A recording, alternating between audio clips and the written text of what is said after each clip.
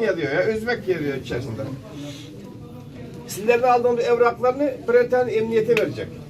Götürüp. Şu adamlar bizlere müracaat etti. Bizlerin listeminin içerisinde Türk soyluluğunu tutmam diyecek. Daha doğru görüştük de yine tekrar görüşüp verecek evrakları.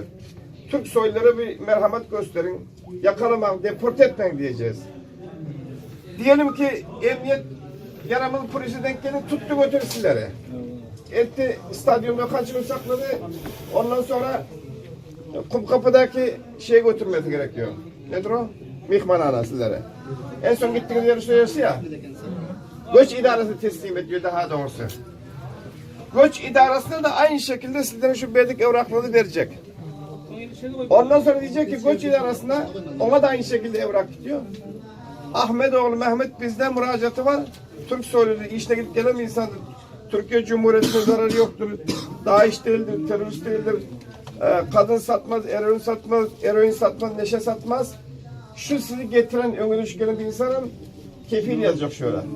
Yarın eğer beni ikamem var kardeşim, geziyorum, Yunanistan seyahatine giderim, Bulgaristan seyahatine giderim, İzmir'e giderim, kaçak geçerim tuttuğunuz zaman sizleri kim kefil köşeye getirir, o adam mesul. Sizler seviyenizde meşhur, mesul. O şekilde aynı şeyi cezanı çekecek. Bu sizin işin yarayacağım şu, biz polisten göç idaresine kahiş ettik. Ankara'dan insan motorunu satıp geliyor, ineği satıp geliyor. Bir hafta sonra tutuluyor, deport oluyor. Şu Türkmen onu tutma dedik. O dedi ki, tutma dediğimiz zaman sen neresin? Afganistanlı. Pasaportu çıkartıyor, herkes diyor. Pasaporunda mı Türkmen ya Özbek yazmıyor. Biz Afganlı biliyoruz. Afganlı bizi emir geldi, yakaladık gönderdik diyor. Üstünden bir medrek bir şey çıksa, Türkmendir, Özbektir, yani Türk asıllıdır bir belge çıksa, biz elimizden geleni edecek diyor. Şu edecek kelimesine binaen sizlere bunu veriyoruz. Hani başka eşitmiyorlar, eşittirin. Size faydalı bir belge şu. Yarın ikinci bir mevzu, geçenlerde Başbakan Yardımcısı çıkıp açıklama yaptı.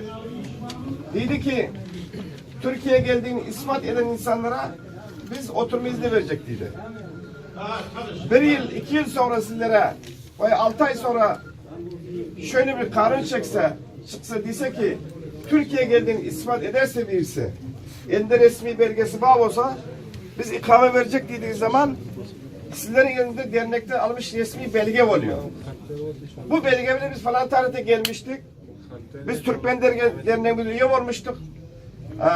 Bu üyelik belgemiz, elimizde kartımız var. Bize gereken yapın diye dilekçe verecek. O zaman belki elinde resmi ikame geçecek. Bu 6 ay sonra olur, 1 yıl sonra olur, 2 yıl sonra onu biz garanti etmiyoruz.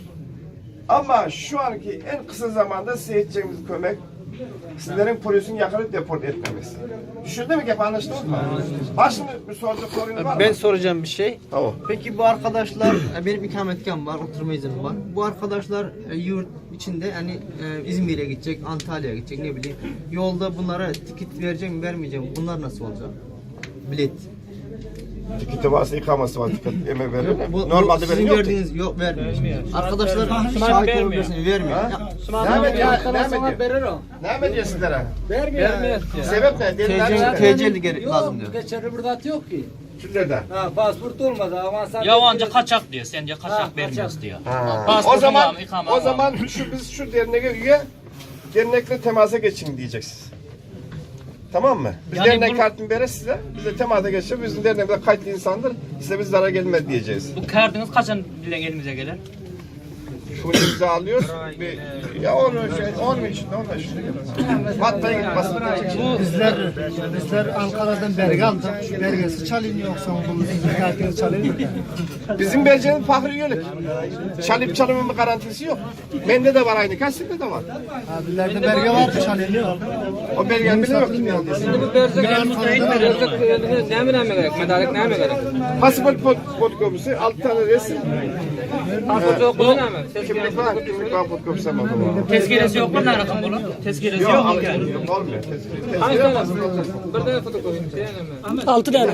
Tezkireyi de mesela alıp binecekler Afganistan'da. Polis varlıklarda talipler var. Hiç barıp bilmiyorsun, alıp bilmiyorsun. Buna bir Yok, çözüm değil. Yok abi kefil olsa olur ya. Sen başkanım olmaz mı? Kefil olsa.